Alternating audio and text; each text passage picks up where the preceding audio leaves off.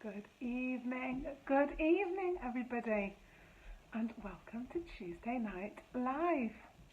Give me a hashtag live if you are watching live, and give me a hashtag replay if you watch this on replay. Let me know you're there. It can be quite lonely chatting away to myself, so please do say hello if you are watching. So tonight is all about books. Now we all know that reading books is good for our children, and we all know that it's good to read books at least once or twice a day, and that it can help all round their development. But if you've got a child who's a late talker, how exactly do books help their language development? So what I have done is I've found 10 areas of language development that are helped by books. So I'm going to run through those. Now I'm going to tell you the whys and the whats and the wherefores, but what I'm not going to talk about tonight is the how, because the how happens in the Powerful Parenting tribe, which is my subscription group. Now anybody who has missed the news, but we are open now for subscribers. This is the very first time I've opened, and it is the founding members that I am open for, and it's just £10 a month, and in there is going to be loads and loads of help and support and encouragement and training and lots of things to help you and your language late talker child. And it can be a child who's just a late talker, or it can be children who are late talkers along with other delays or other difficulties. So if you are worried about your child and you want to go from feeling anxious, frustrated with the lack of support you're getting, to feel empowered and knowledgeable and like you can take on the world, then come on over, because for £10 a month that is exactly what I can provide for you. And so what I'm going to do is, after this, I'm going to be popping over into the Facebook group that we share and talking more about how to use books. So how do you use books when children won't sit and listen? How do you use books when children are not yet pointing? And so we're going to talk much more about that over there. But let's just dive right in and look at the 10 things that looking at books with your child can help. So the first one is interaction and connection.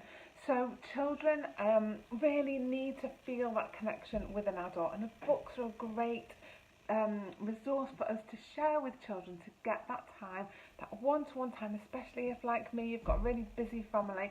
I know that my children have always enjoyed having that one-to-one time with me where we're sharing a book.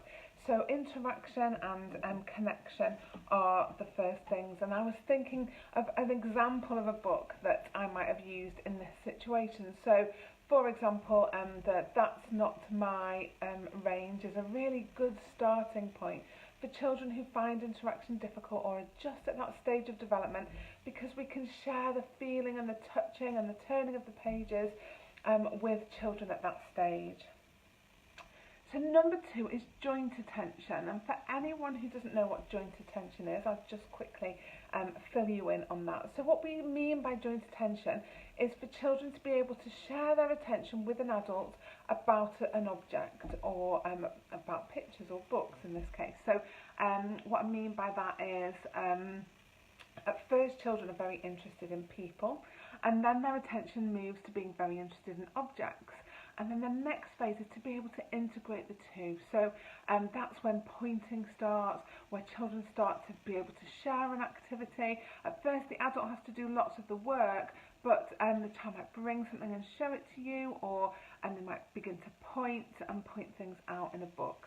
And so joint attention is a really important phase of development, because it means that we're connecting and we're starting the beginnings of that conversation.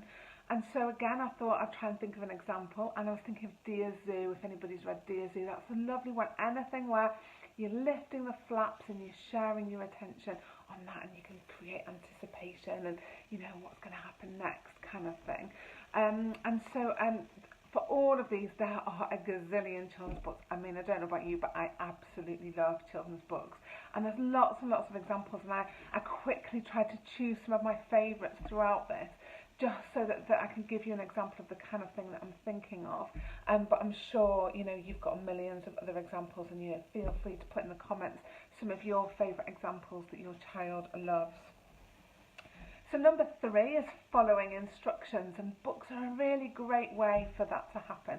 So once you've got that interaction and you've got that joint attention, the next thing you can start to do is ask the child to point things out. So where's the duck? Where's the cow? Where's the little boy? And you're beginning to ask them to point things out, and they're beginning to point them out.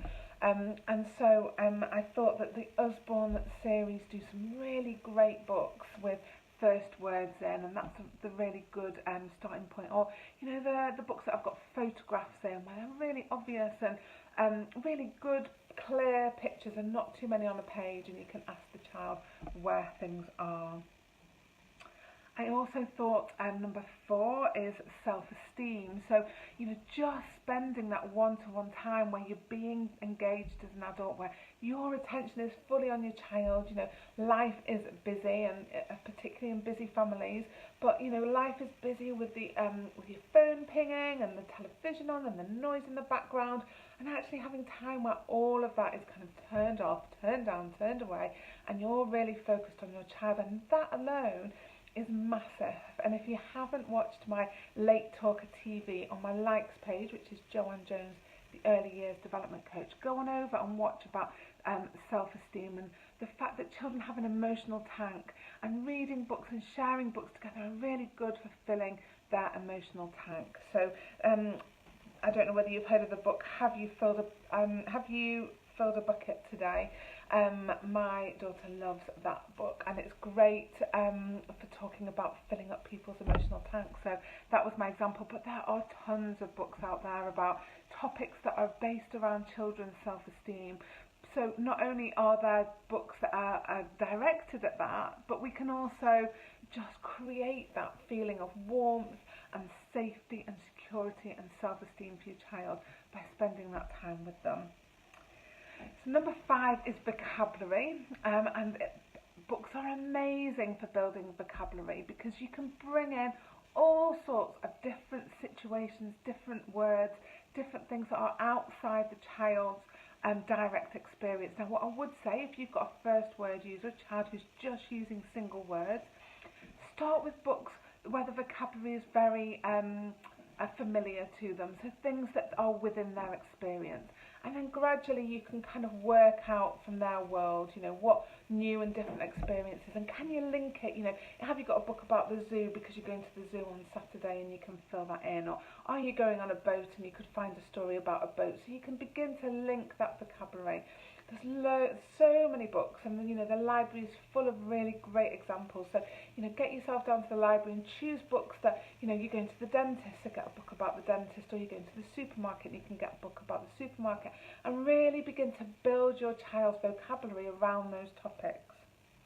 And don't forget that with vocabulary we start really big, we start using whole familiar words, and then you can become more and more precise. So you can start to name parts of the so you might start with face or person, and then you might say eyes and hands and legs, so you begin to name the parts and become much more specific. You can also begin to link words, because words come in categories, and you can begin to link words to help your child to build that vocabulary.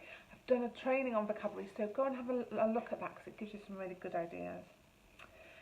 The next one, so the example that I've got from that was the Farmyard Tales with Poppy and Sam, which are really nice. They have lots of individual pictures that you can then find in the picture. It's really great for building up vocabulary, so check those out.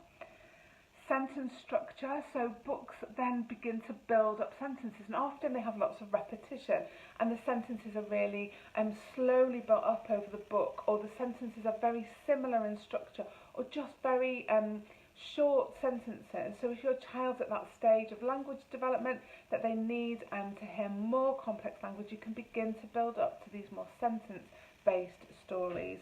And the one that I chose for this is Llama Llama Mess Mess Mess, if anyone's read that, by Anna Dewdney. So yeah, have a look at that one, because that's nice. It's got really kind of clear, simple sentences within it and repetition.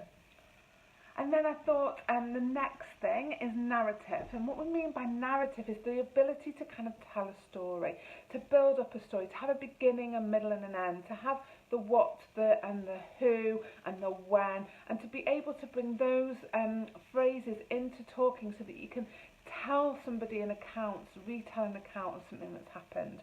And I thought the Mr. Men books were quite good at that because they have a very simple story. You know, one thing happens in those stories, it builds up to something happening and then it finishes it off. And they're a really nice way to start a storytelling.